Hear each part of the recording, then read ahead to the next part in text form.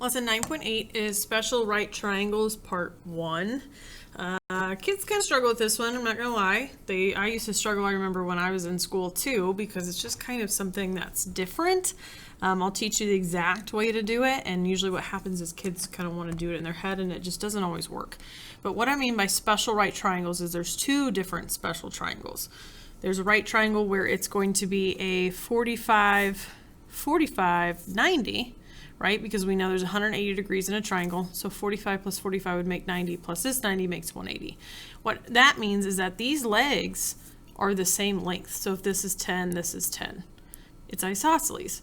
And the connection between what the length of the leg is and the hypotenuse is it's that leg times the square root of 2. So if these were 10, then this hypotenuse would be a 10 radical 2. You could do Pythagorean theorem and prove that, but I'm not going to. The other type of special right triangle is a 30, 60, 90. Here's your 90. So the 30, we're going to put here. This would be the 60. Because 30 plus 60 is 90, plus 90 makes 180. Across from the 30, so we've learned that the smaller the angle, the side that's opposite across to it is going to be shorter. So we call that L, that's our leg. Then across from the 60, that's our longer leg. That's going to be a leg times radical 3. So if this were 10, the relationship would be that this leg is a 10 times radical 3. It would make it a little bigger.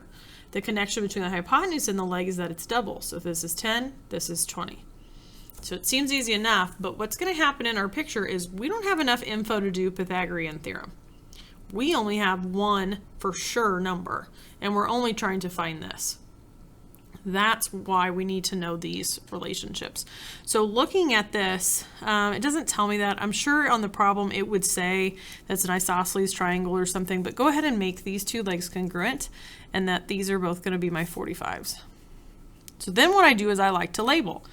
I know that in my 45, 45, 90, I'm going to call both the legs L, and the hypotenuse is going to be my leg times square root of 2. I know that this leg is 10, so if I wanted this leg, I would also be 10. Here, I'm just going to replace L with 10. So it's 10 times a square root of 2. If you wanted to know as a decimal what that would be, it's a little over 14. So that's why this is longer than 10.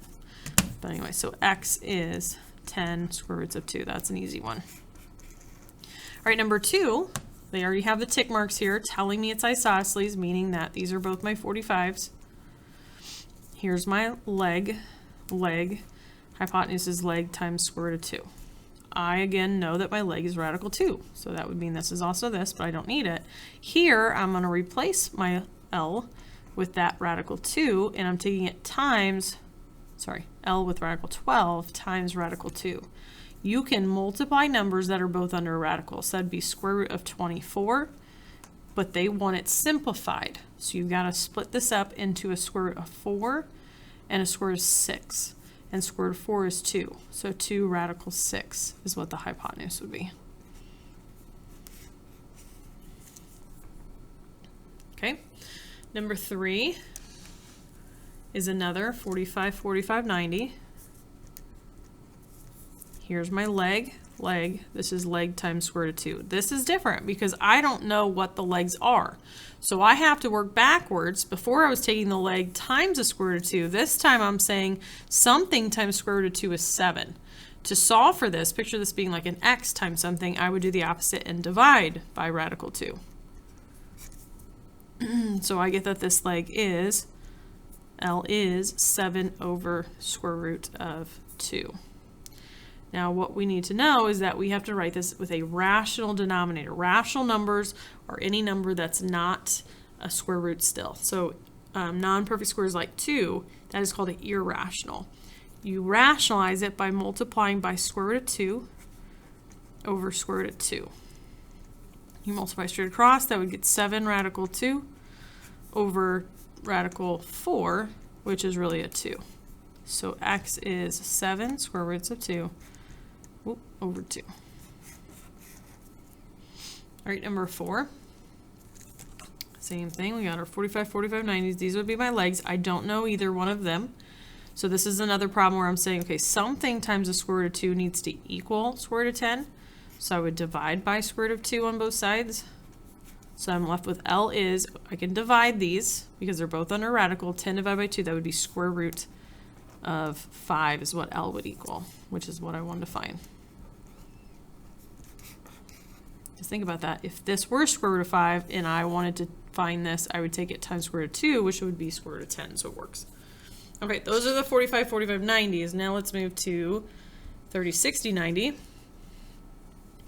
Always remember that across from your 30, we're just going to call this L. So these are the easiest ones when you know what L is. This one's easy because they want the hypotenuse, which is 2 times our short leg. And this all comes back from the picture I gave you up at the top. Okay, so when you need that, look back at it. So if L is 2, I'm simply plugging in 2 right here, which is going to say take 2 times 2. X is going to be 4. All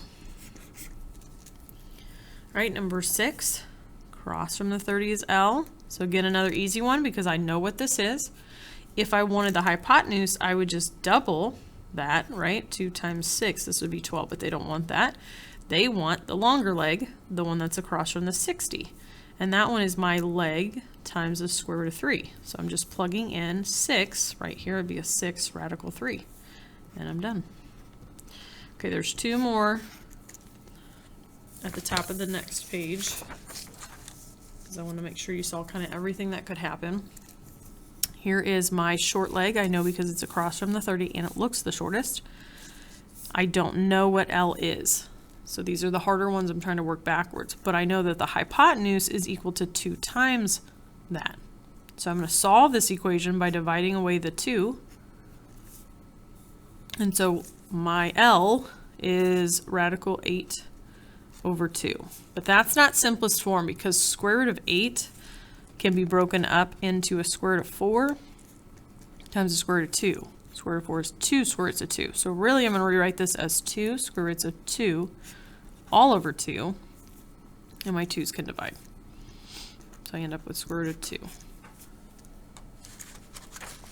And the last one, across from my 30, that's my leg, my short leg. And then I don't know that, so it's going to make it harder. Across from my 60 is my leg times square root of 3. So to get from here to here, I normally multiply by radical 3. But now to get L solved for, I'm going to divide by square root of 3. 6 divided by 3 would be, that's still under square root, would be square root of 2, which is what this is. So I needed to get to this, so now that I can get to the hypotenuse, which is 2 times my leg. Well, if my L is radical 2, I'm just subbing it in. So it's 2 times radical 2, which is just going to stay 2 square roots of 2. So labeling your sides first definitely helps. If you have what L is, that number, it makes it a whole lot easier. If you don't, you have an equation you have to solve for L and then use that.